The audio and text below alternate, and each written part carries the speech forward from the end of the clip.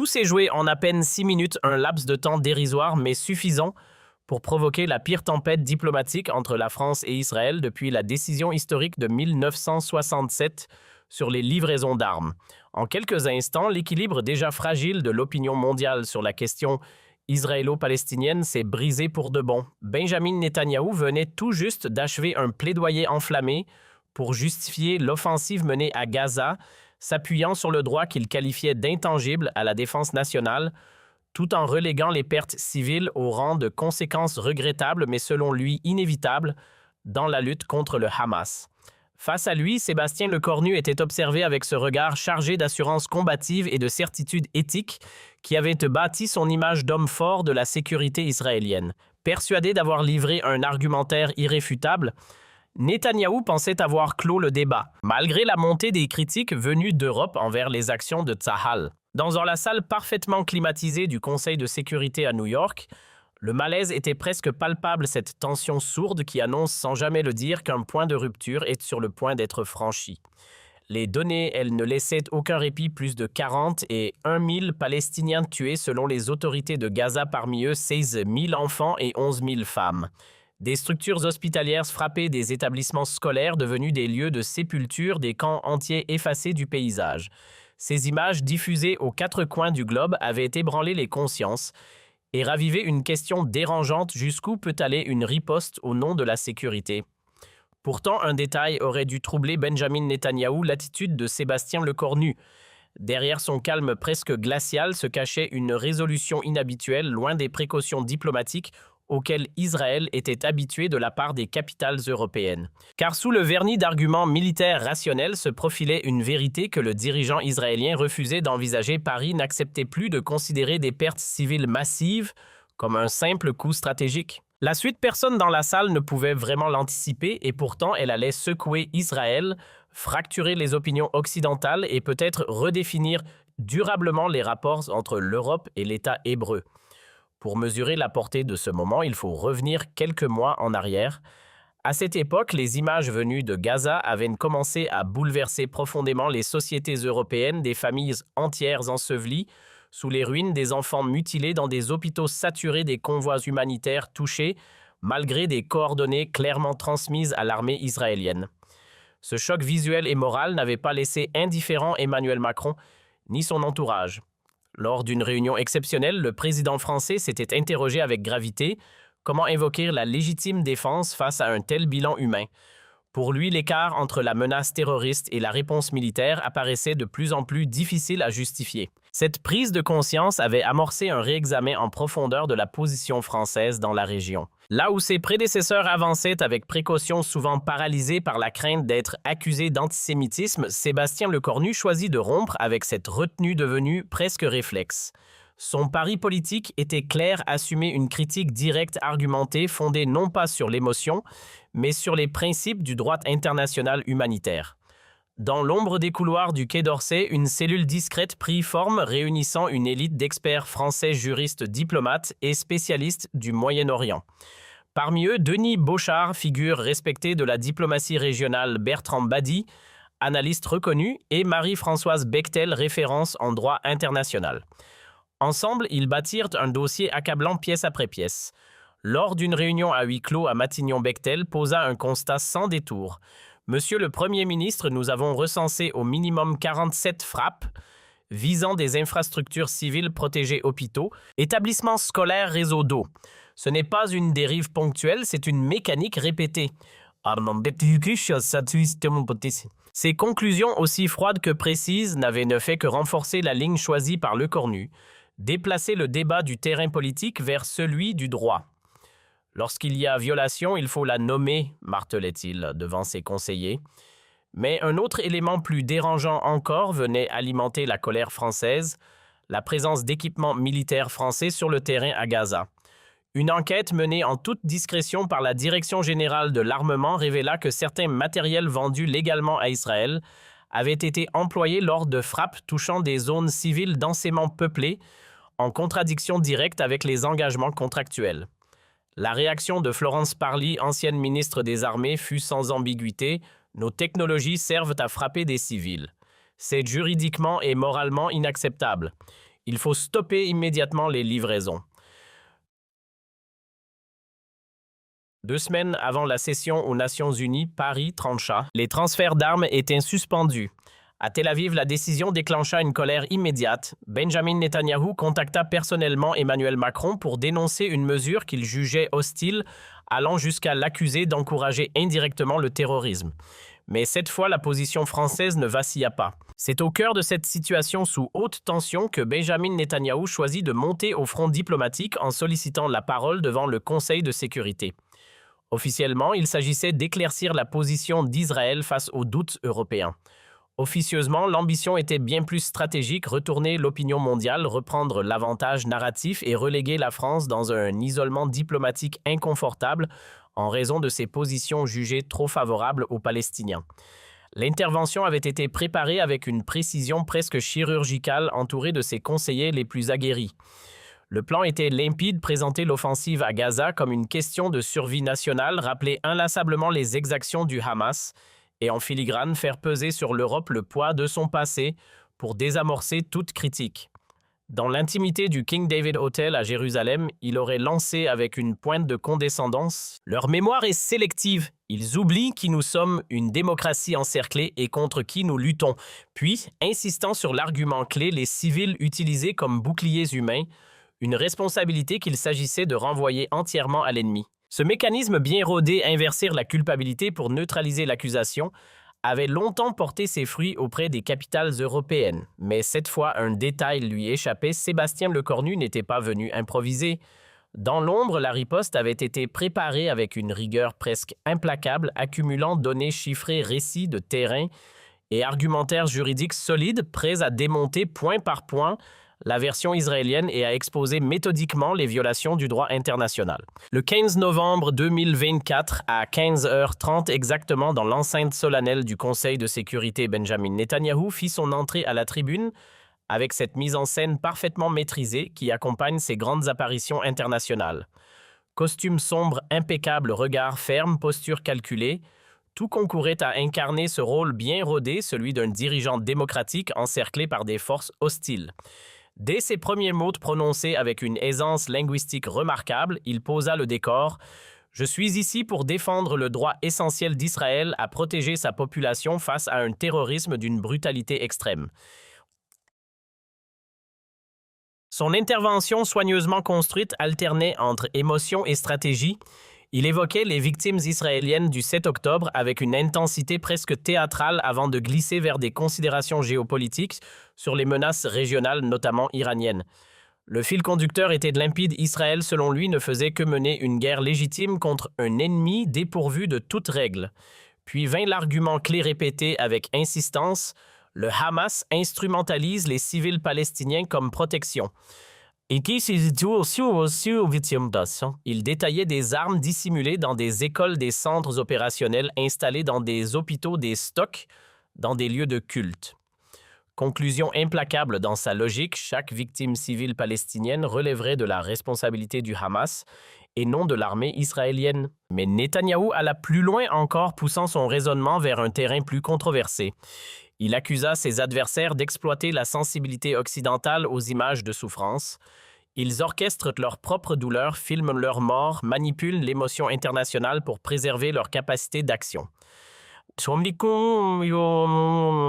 Une déclaration lourde de cynisme qui ne manquerait pas de provoquer une réaction.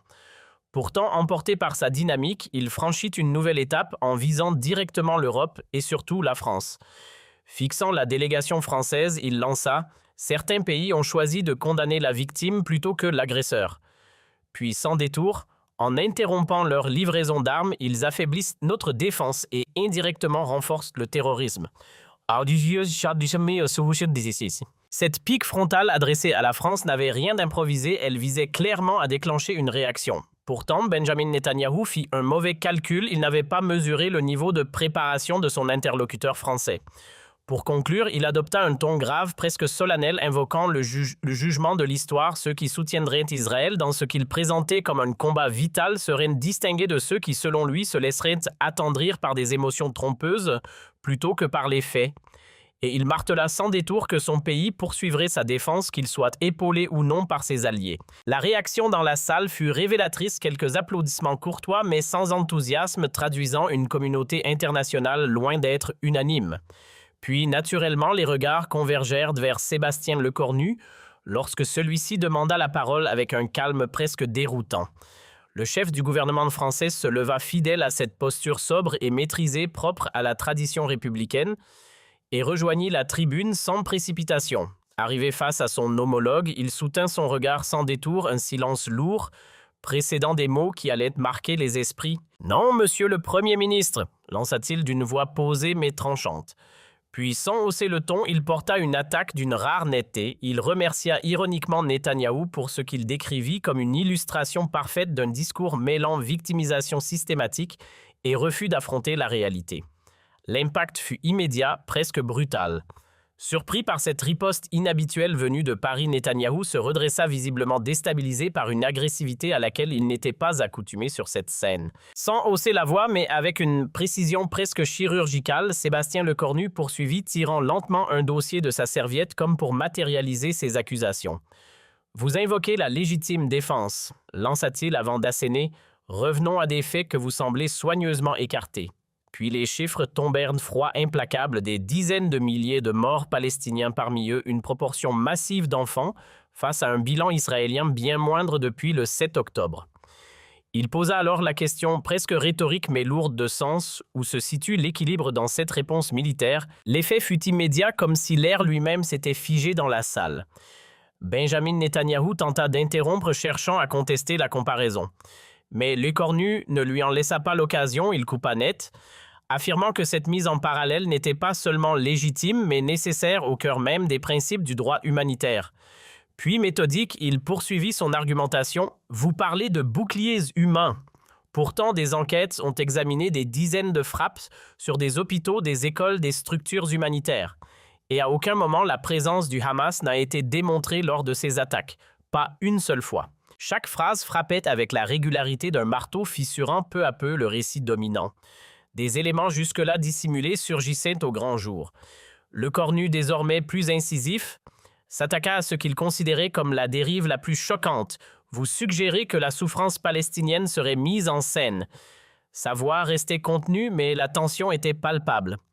Les milliers d'enfants morts ne jouent aucun rôle. Les familles ensevelies ne sont pas des figurants. Dans la salle, les regards se croisaient incrédules. Puis, changeant de registre, sans perdre en intensité, il convoqua l'histoire. Puisque vous l'évoquez vous-même, rappelons un fait essentiel. Il rappela que les conventions de Genève avaient été conçues pour empêcher précisément ce type de tragédie, pour que la protection des civils ne soit jamais sacrifiée au nom d'intérêts sécuritaires. Et dans une formule lourde de sous-entendus, il conclut « Ceux qui portent l'héritage des victimes d'hier ne devraient pas être ceux qui fragilisent aujourd'hui ces mêmes règles. » Évoquer la mémoire de la Shoah dans ce contexte relevait d'un pari risqué presque explosif, mais Sébastien Lecornu ne recula pas. Au contraire, il s'appropria cet héritage historique pour en inverser la portée, renvoyant Israël face à ses propres références. En face, Benjamin Netanyahou, visiblement déstabilisé, tenta une ultime ligne de défense, évoquant une menace existentielle que la France, selon lui, ne saisirait pas pleinement. Mais la réponse tomba nette sans détour, la France comprenait peut-être même trop bien et savait précisément où se situe la limite. Combattre la terreur en adoptant ces méthodes n'était pas une option. Les mots venaient de franchir une ligne rarement atteinte. L'accusation lourde évoquait désormais l'idée d'un terrorisme exercé par un État lui-même. Le silence qui suivit pesa comme une chape de plomb sur l'Assemblée. Une telle qualification prononcée dans une enceinte internationale par un responsable occidental n'avait pratiquement aucun précédent. Pourtant, Lecornu n'en avait pas terminé. Dans un dernier mouvement, il durcit encore le ton, ciblant directement la question des livraisons d'armes. « Vous critiquez notre décision », lança-t-il avant de dévoiler ce qui ressemblait à une mise en accusation formelle des équipements français, utilisés pour frapper des camps de réfugiés, détruire des zones d'habitation, surveiller et cibler même des ambulances. Puis, comme pour clore le débat, il posa une question qui n'en était pas vraiment une. La France devait-elle accepter de devenir complice de tels actes? Le temps de l'impunité justifiée par la sécurité est terminé. Une vie palestinienne a le même poids qu'une vie israélienne. À peine ces mots prononcés, la salle bascula. L'effet fut instantané, presque violent. Benjamin Netanyahou se leva brusquement, quitta la pièce, sans adresser un regard entraînant derrière lui, toute sa délégation dans un silence lourd de tension. Autour, les visages figés traduisaient l'ampleur du choc. Jamais dans l'histoire des Nations Unies, un responsable occidental n'avait formulé une accusation aussi directe évoquant à la fois des crimes de guerre et une logique de terrorisme d'État. La secousse dépassa largement les murs de l'ONU. Elle se propagea à l'échelle mondiale en quelques heures. En Israël, la réaction fut d'une rare intensité. La presse s'enflamma, multipliant les titres outranciers allant jusqu'à présenter la France comme un ennemi ouvert et Sébastien Lecornu comme une figure honnie. Dans la foulée, les autorités israéliennes rappelèrent de leur ambassadeur à Paris et gelèrent toute forme de coopération bilatérale. Mais ailleurs, le tableau était radicalement différent. Dans de nombreux pays arabes, la prise de position française fut accueillie comme un électrochoc positif. Du Maroc à l'Irak, des foules saluèrent ce qu'elles percevaient comme un acte de courage politique et une rare affirmation de justice sur la scène internationale. Très vite, des rassemblements en faveur de Sébastien Lecornu émergèrent aux quatre coins du globe, transformant les grandes capitales en scènes de soutien inattendues. Ce qui frappait surtout, c'était cette impression de rupture. Pour la première fois depuis longtemps, une voix occidentale avait exprimé à haute voix ce que des millions, voire des centaines de millions de personnes pensaient en silence. Sur le continent européen, les réactions furent plus mesurées, mais non moins significatives. Tandis que l'Allemagne et l'Italie faisaient part de leur malaise face à la montée des tensions verbales, certains pays du Nord affichaient un soutien discret mais réel. De leur côté, l'Espagne et l'Irlande prirent une position ouvertement en faveur de Paris, rompant avec une prudence diplomatique habituelle. Et de l'autre côté de l'Atlantique, la situation n'était guère plus homogène. Aux États-Unis, la classe politique réagit majoritairement avec fermeté, dénonçant les déclarations françaises.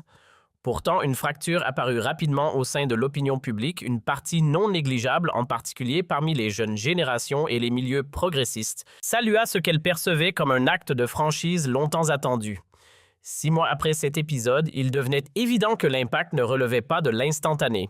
Les répercussions s'inscrivaient dans la durée, redessinant en profondeur certains équilibres politiques et symboliques. À ce stade, le lien entre Paris et Tel Aviv semblait suspendu à un fil prêt à céder à tout moment. Pourtant, dans le même mouvement, la France voyait son image se transformer ailleurs dans de nombreux pays du monde musulman, mais aussi auprès d'une frange grandissante des opinions occidentales, elle gagnait une légitimité morale nouvelle.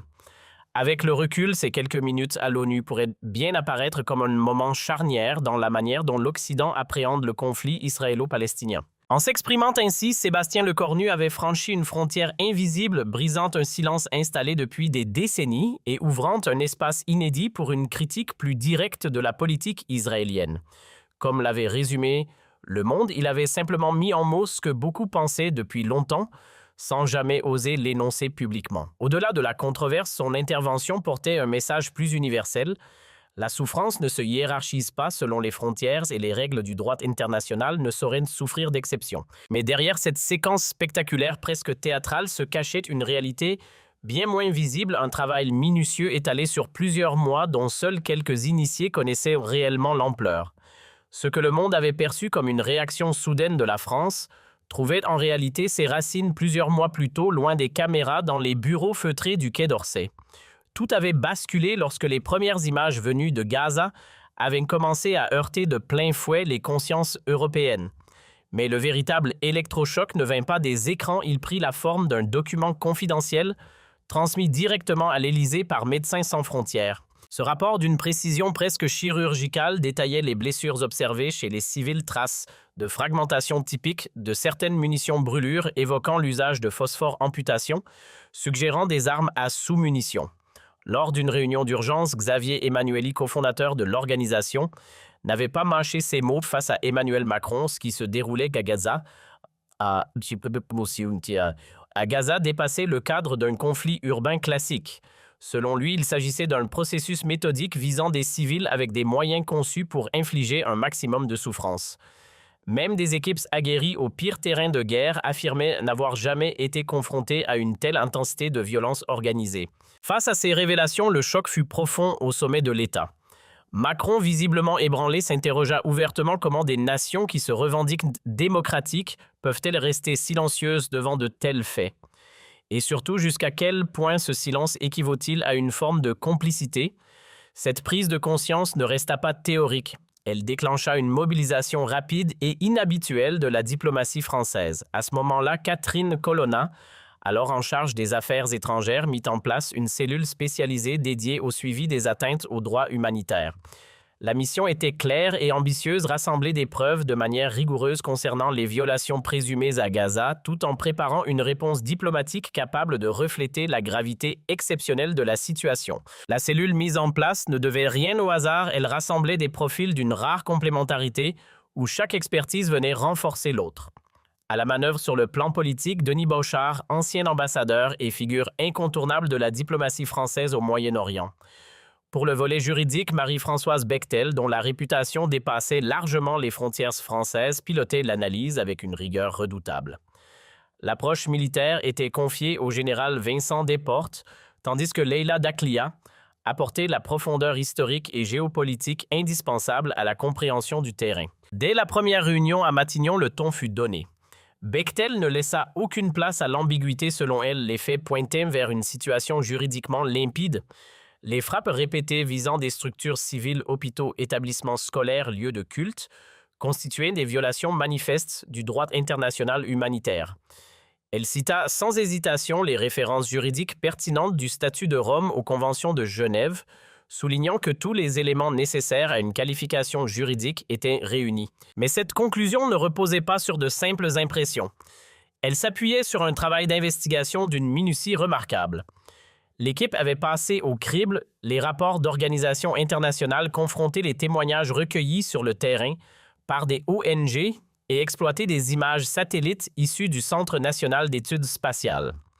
Le résultat, un dossier massif près de 800 pages accumulant preuves, recoupements et éléments accablants difficiles à ignorer, encore plus à contester. Parmi les éléments du dossier, un cas en particulier cristallisait l'indignation, la frappe visant l'hôpital Al-Shifa. Les analyses françaises appuyées sur des données de géolocalisation et des récits médicaux concordants établissaient que l'attaque s'était produite en plein acte chirurgical sur des enfants.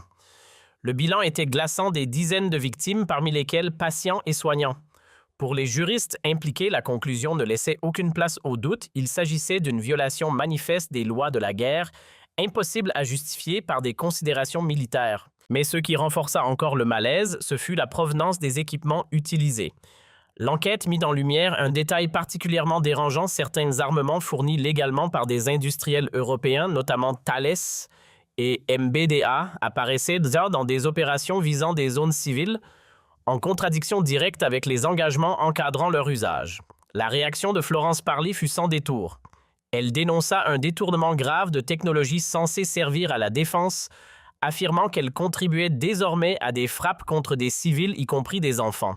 Pour elle, la seule réponse possible était immédiate: mettre fin à toute coopération militaire avec Israël. Ce constat servit de point de bascule. En septembre 2024, la France décida de suspendre ses livraisons d'armes. Du côté israélien, la riposte verbale ne tarda pas. Benjamin Netanyahou accusa Paris de se tromper de camp, allant jusqu'à suggérer que cette décision affaiblissait les démocraties face au terrorisme. Mais malgré la pression, la position française ne fléchit pas, s'appuyant sur une ligne qu'elle considérait désormais comme une exigence morale. Mais le travail ne s'était pas limité à accumuler des preuves sur le terrain. En parallèle, l'entourage de Sébastien Lecornu s'était attaqué à un autre chantier plus subtil: comprendre les ressorts du discours israélien. Comment, malgré des accusations récurrentes de violation du droit international Israël, avait-il réussi pendant des décennies à éviter des sanctions majeures? Pour répondre à cette question, un regard extérieur fut sollicité discrètement, celui de Frank Barat, spécialiste reconnu des enjeux palestiniens. Son diagnostic fut sans détour. Selon lui, la communication israélienne reposait sur 3 leviers récurrents: se poser en victime permanente, renverser la responsabilité sur l'adversaire et dissuader toute critique en brandissant l'accusation d'antisémitisme. À chaque remise en cause, expliquait-il, le récit mobilise la mémoire de la Shoah, assimile les opposants à des soutiens du terrorisme et redirige la faute. Une mécanique bien huilée, redoutablement efficace.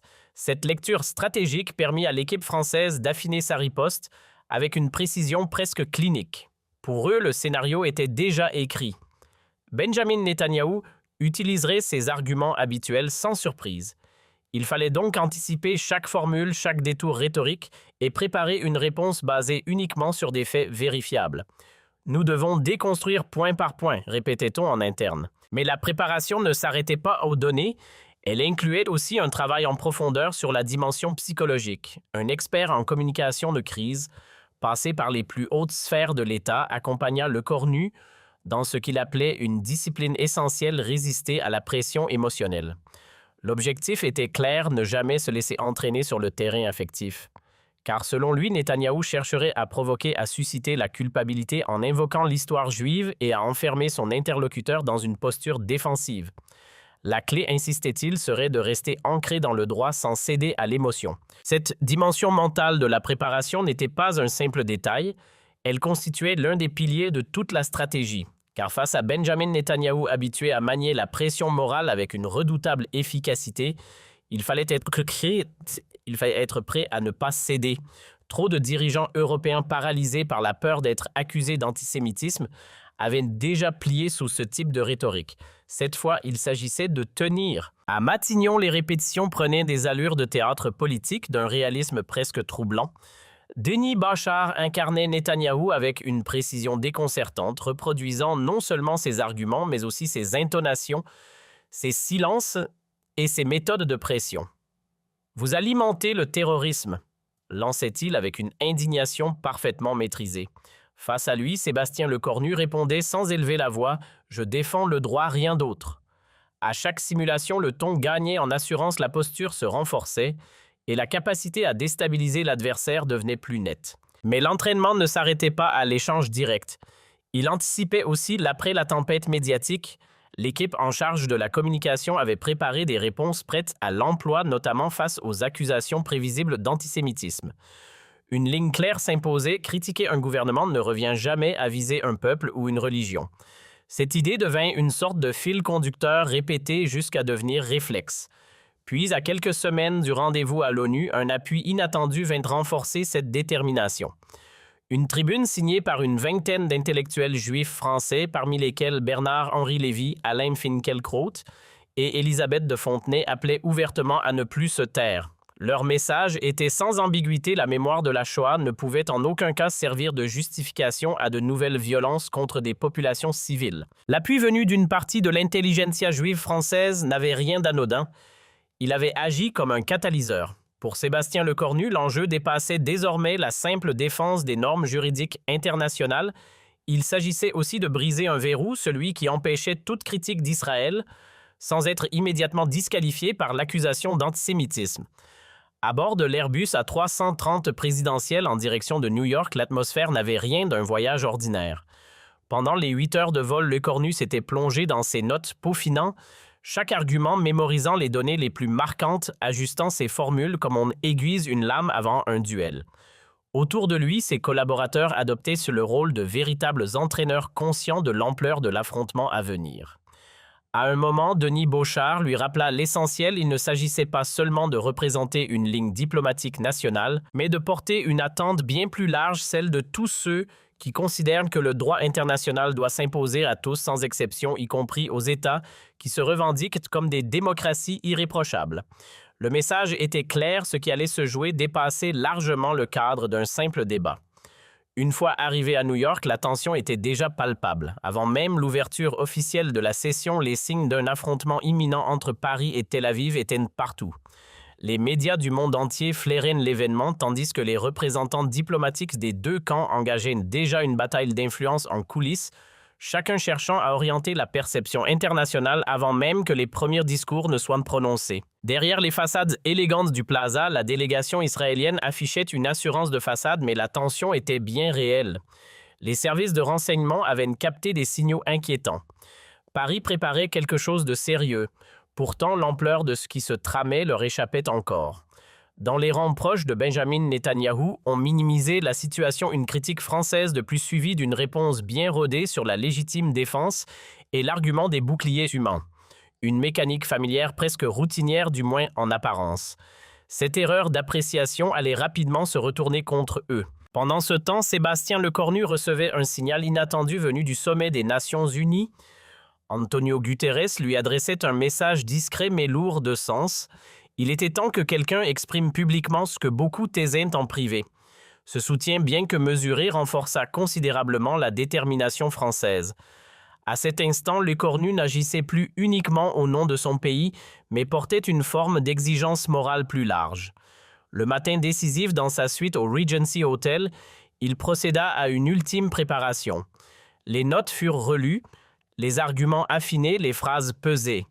À son chef de cabinet, il confia sans détour son intention de mettre fin à ce qu'il percevait comme une forme d'impunité et rappeler que la sécurité d'un État ne pouvait jamais justifier la destruction de vies innocentes. Quelques heures plus tard, en arrivant au siège des Nations Unies, il sentit immédiatement que l'événement dépassait le cadre habituel. L'affluence médiatique était exceptionnelle, des centaines de journalistes présents pour couvrir la session, un chiffre rarement atteint pour ce type de débat. À l'extérieur, des manifestants des deux camps s'étaient rassemblés, amplifiant la tension ambiante. À l'intérieur, dans la salle du Conseil de sécurité, l'atmosphère évoquait moins une réunion diplomatique qu'une audience historique. Tous les participants avaient une conscience d'assister à un moment singulier, bien plus qu'un simple échange de positions, presque un jugement à l'échelle internationale. Ce qui se déroulait sous les dorures du Conseil de sécurité ressemblait moins à un débat qu'à une mise en accusation à grande échelle. D'un côté, Sébastien Lecornu, posture droite, précision froide, presque dans la peau d'un procureur. De l'autre, Benjamin Netanyahou, contraint d'endosser le rôle de celui qui doit se justifier. Pendant que le dirigeant israélien déroulait son argumentaire, Lecornu n'interrompait pas.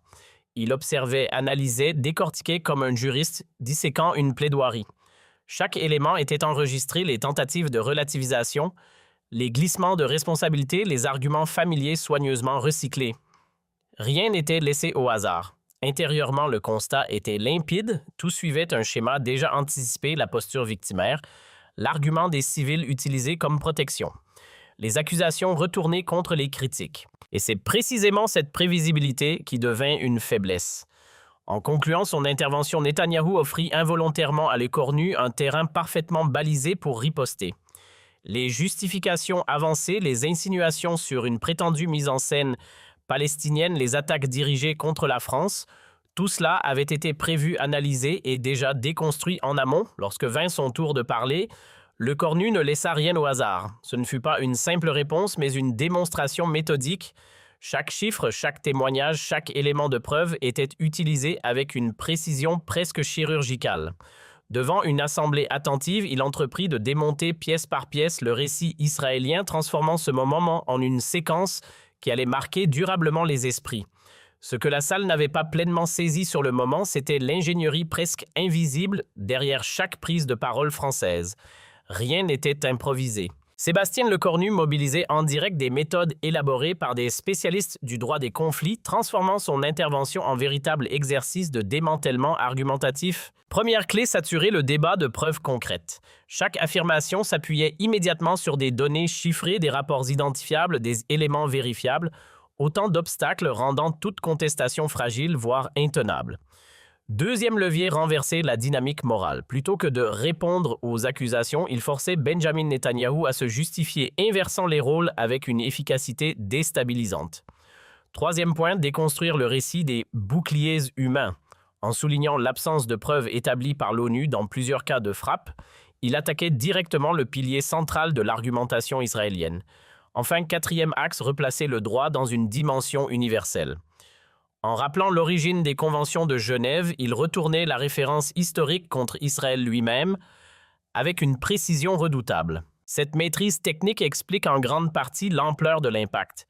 Ce qui s'est joué ce jour-là dépassait le cadre d'une simple confrontation politique, c'était une démonstration rigoureuse, presque académique, de démolition d'un discours d'État. Et les répercussions furent immédiates, bien au-delà de ce que Paris avait anticipé. En quelques heures à peine, les images circulaient partout, traduites dans des dizaines de langues reprises sur tous les continents. Le monde universitaire s'en empara aussitôt. Dans les facultés de droit, des discussions furent organisées en urgence pour décrypter ce moment inédit. À Harvard University, Noah Feldman souligna qu'en quelques minutes, Lecornu avait accompli ce que des années de diplomatie n'avaient jamais réussi, briser un tabou profondément ancré.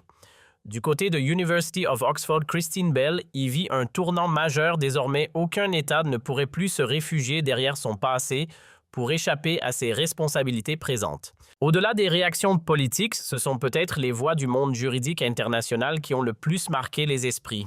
Mary Robinson, ancienne dirigeante irlandaise et figure des droits humains, estima que Sébastien Lecornu avait brisé un verrou en libérant une parole juridique longtemps contenue sur Israël.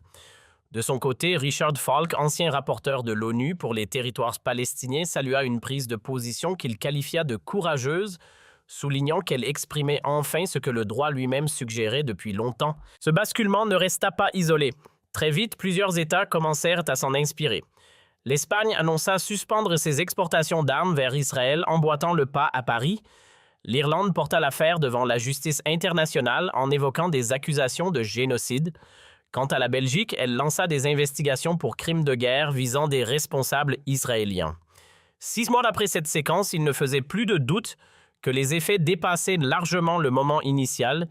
Il redessinait en profondeur les équilibres géopolitiques. Sur le plan bilatéral, la rupture entre Paris et Tel Aviv était désormais consommée.